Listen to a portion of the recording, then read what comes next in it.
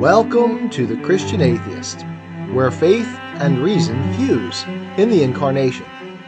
Episode number 94, Paradise Lost, Books 7 and 8, Evil Absent. But the evil, soon driven back, redounded as a flood on those from whom it sprung, impossible to mix with blessedness. Apart from Book 3, Divine Superlatives, each of our Christian Atheist episodes on Paradise Lost have been about evil. There is a sense in which, thus here at the center of the poem, we have a contrasting interlude of peace in the storm of evil about which the action swirls. This contrast is almost certainly deliberate on the part of the poet. Books 7 and 8, originally combined as a single book in the first edition, are the foundational narratives of human existence, the creation of this universe in which we dwell, and the creation of man. We have discussed the nature of foundational faith in the goodness of God, and we discover that when evil is absent, good is all in all. I believe this to be the primary takeaway of these books. Absent Satan and the fall of man, all is good. Because God is goodness itself, the summation of value, as expressed in the quotation with which we began this episode, evil will always self-isolate and self-immolate. Although evil cannot exist without good, good is fully existent. Indeed, the divine superlative of reality itself. We might conclude then, as C.S. Lewis does in The Great Divorce, that evil simply is the progressive diminution of goodness, and thus also of reality, of the relative, self-isolated part from the absolute whole of value, God. Just as we see a progressive decline in the power and majesty of Satan in Paradise Lost after his fall, all evil imprisons itself and tends toward dissolution and despair. The life of evil thus consists only in the parasitic life of infecting the good, dragging it down, destroying, and sickening. Adam, quote, with desire to know led on, yet sinless, requests that Raphael continue the fount of revealed knowledge begun in Book 5. Quote, as one whose drought, yet scarce allayed, still eyes the current stream, whose liquid murmur heard new thirst excites. This metaphor of water quenching the thirst for knowledge is certainly meant to suggest those streams of living water from the Lord Jesus. Again, we see the divine encouragement of human curiosity, which is meant, as Adam himself says, quote, the more to magnify his works, the more we know, and, quote, for which, to the infinitely good, we owe immortal thanks. And again we are told that there are essential boundaries to human knowledge and understanding, as Raphael says, such commission from above I have received, to answer thy desire of knowledge within bounds. Beyond, abstain to ask, things not revealed, which the invisible King, only omniscient, hath suppressed, to none communicable in earth or heaven. Enough is left besides to search and to know in measure what the mind may well contain. The boundaries, that is, are due to the limitations of the finite creature that man is, incapable of being understood by finite man, and thus incommunicable, as in Isaiah 55. God says he is the, quote, I am, who fill infinitude, and Raphael comments on Adam's limited capacity to understand. Immediate are the acts of God, more swift than time or motion, but to human ears cannot without process of speech be told, so told as earthly notion can receive. Interestingly, there is also a profound encouragement here to, quote, search and know what we can through investigation. This corresponds with the desire to know the good, God himself, to glorify the Creator through his creation. This is the exciting exploration, the adventure to which humanity is called, the never-sated desire to know which, properly channeled, drives us ever forward and upward. Science itself in creation, and the revelations to come. Be fruitful, and multiply, and fill the earth, and subdue it, God told Adam and Eve.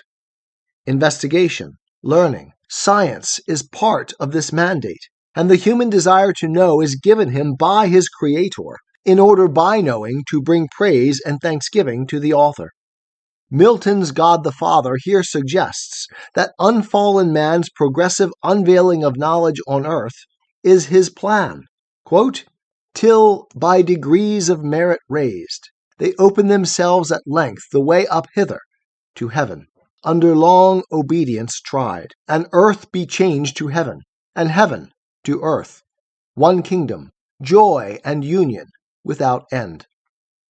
God's goodness is such that evil cannot frustrate it. Quote, "To him glory and praise, whose wisdom had ordained good out of evil to create." We are to keep this in mind as the story of creation unfolds, beginning with the primary metaphor from Book 3. "Let there be light," said God, and forthwith light ethereal, first of things, quintessence pure, sprung from the deep.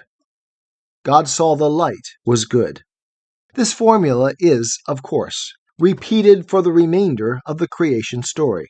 God creates, and then, quote, "God saw, surveying his great work, that it was good." The phrase is never that God creates the good, but only that he recognizes it, sees its goodness. That is, he sees himself reflected in that mirror, like the sun sees the moon. Less bright the moon, but opposite in leveled west was set, his mirror, with full face borrowing her light from him, the other light she needed none. Male and female, the marital metaphor, is here, the looking glass reflecting and revealing the real, the beautiful, the true, that is, the good, and in this same way proceeds to the creation of man on the sixth day. "He formed thee, O man, dust of the ground, and in thy nostrils breathed the breath of life. In his own image he created thee, in the image of God express, and thou becamest a living soul. Male he created thee, but thy consort female. Then blessed mankind, and said, Be fruitful, multiply, and fill the earth, subdue it, and throughout dominion hold." The value hierarchy is here clearly evidenced, and all that he had made, God viewed, and behold, all was entirely good, as perfectly, if only partially, being his image, man most highly of all. Quote, "How good, how fair is God's creation, answering his great idea." These metaphors of creation and looking glass we can understand, for we are co-creators and pro-creators, rational beings, investing ourselves and seeing ourselves in our work and our children.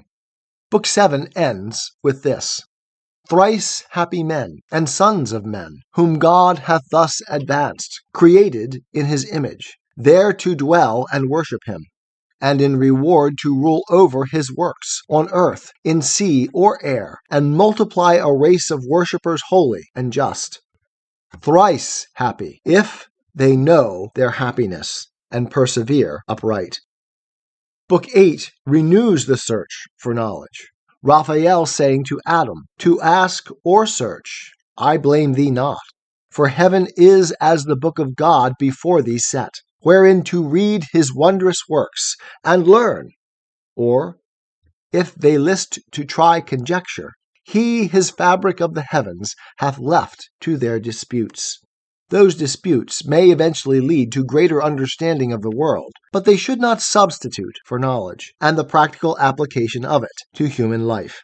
Joy thou in what he gives to thee, this paradise and thy fair Eve. Heaven is for thee too high to know what passes there. Be lowly wise.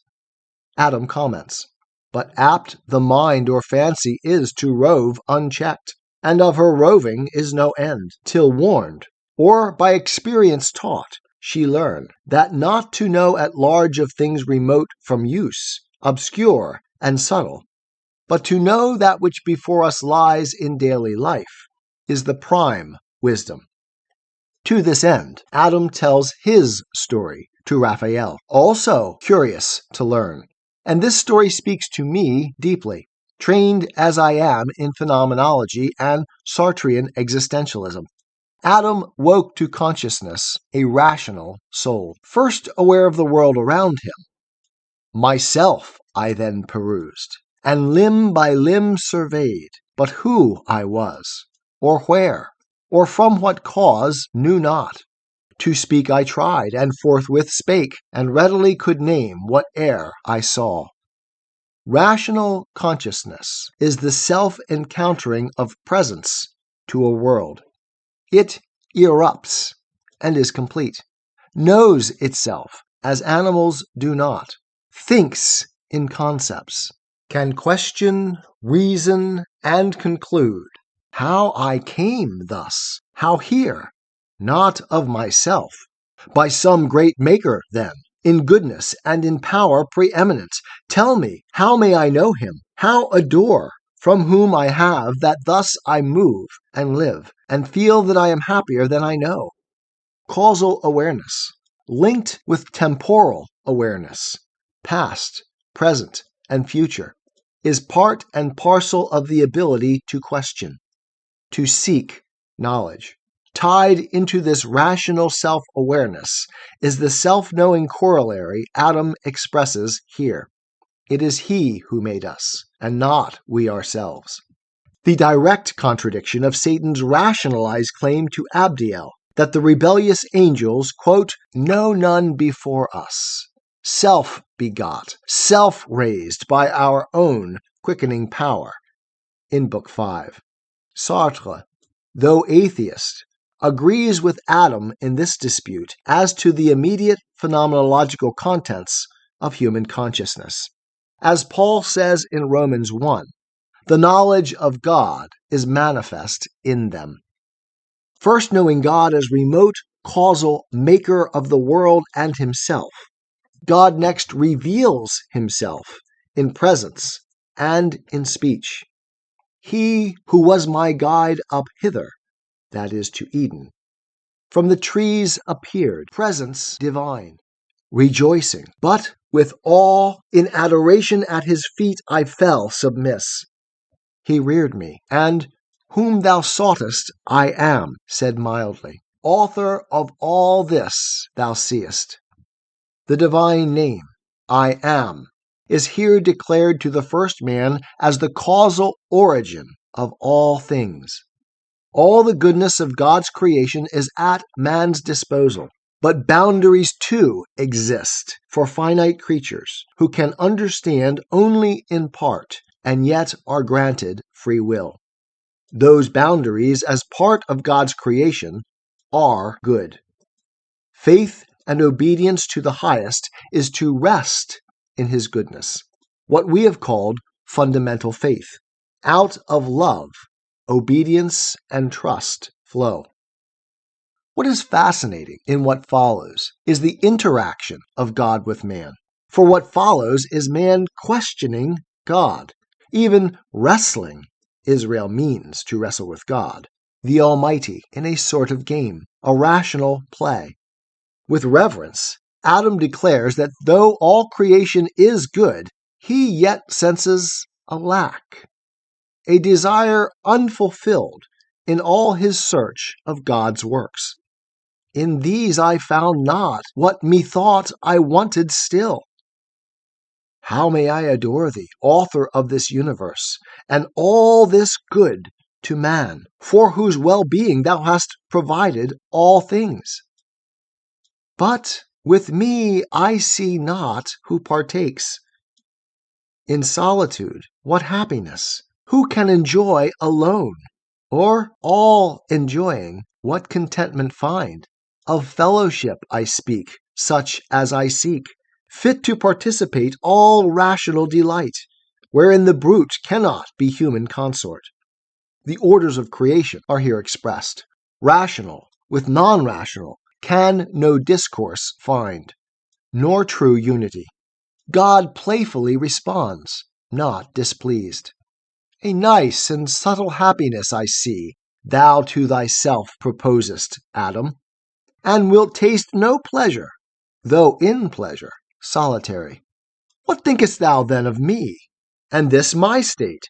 Seem I to thee sufficiently possessed of happiness, or not, who am alone from all eternity? At least part of this play is to have Adam recognize the distinction between God and man. God being infinite and all-sufficient, and man finite and dependent. The Socratic point. Our fundamental ignorance and limitation, foundational to all human reason properly employed.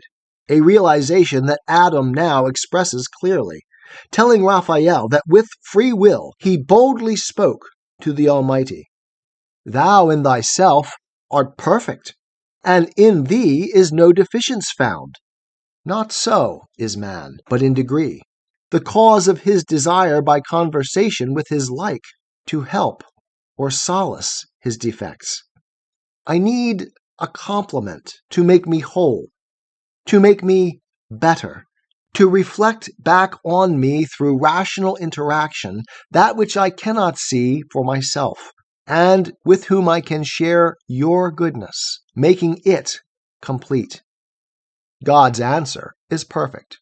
Thus far to try thee, Adam, I was pleased, and find thee knowing, not of beasts alone, which thou hast rightly named, but of thyself, expressing well the spirit within thee free, my image, not imparted to the brute. Good reason was thou freely shouldst dislike, and be so minded still. I, ere thou spakest, knew it not good for man to be alone. What next I bring shall please thee, be assured. Thy likeness, thy fit help, thy other self, thy wish exactly to thy heart's desire. God lays his cards out on the table. His game was to test Adam's rationality, or perhaps to have Adam see it in himself. God is pleased by Adam's conceptual and honest self-awareness.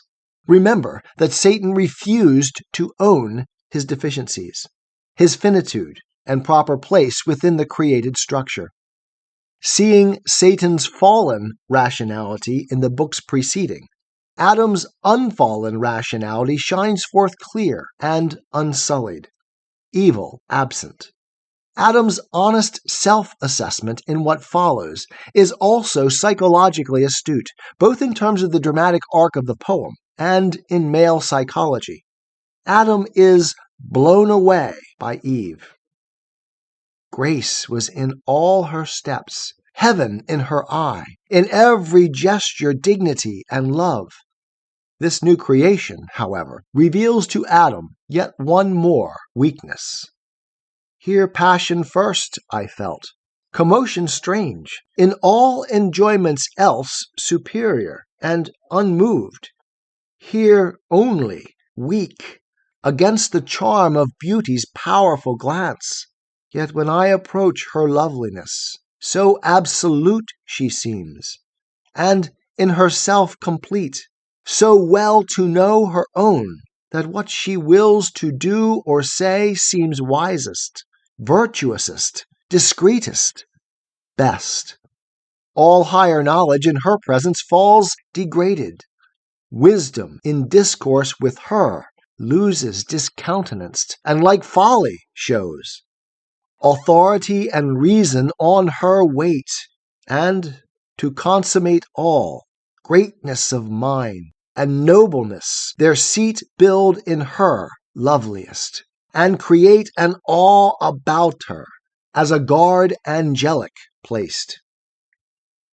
Raphael's response is a warning which Adam himself will echo in Book 9 when Eve seeks to separate, quote, herself, though fairest unsupported flower, from her best prop, Adam, against his better judgment. That Eve can be your weakness, Adam, Raphael says. Accuse not nature. She hath done her part. Do thou but thine, and be not diffident of wisdom. With honor thou mayest love thy mate, who sees when thou art seen least wise. Eve is your mirror, Adam, in which you see yourself aright, and to glimpse divine love, to see God. Love his image in Eve. What higher in her society thou findest attractive, human, rational, love still. In loving thou dost well. In passion, not. Wherein true love consists, not. Love refines the thoughts, and heart enlarges, hath his seat in reason, and is judicious, is the scale by which to heavenly love thou mayest ascend. Adam paraphrases, to love thou blamest me not, for love, thou sayest, leads up to heaven, is both the way and guide. God is love.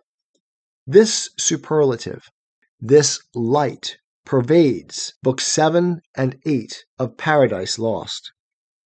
Evil here is most conspicuous in its absence. But as I learned from Sartre and the phenomenologists, absence is a form of presence, a sort of haunting.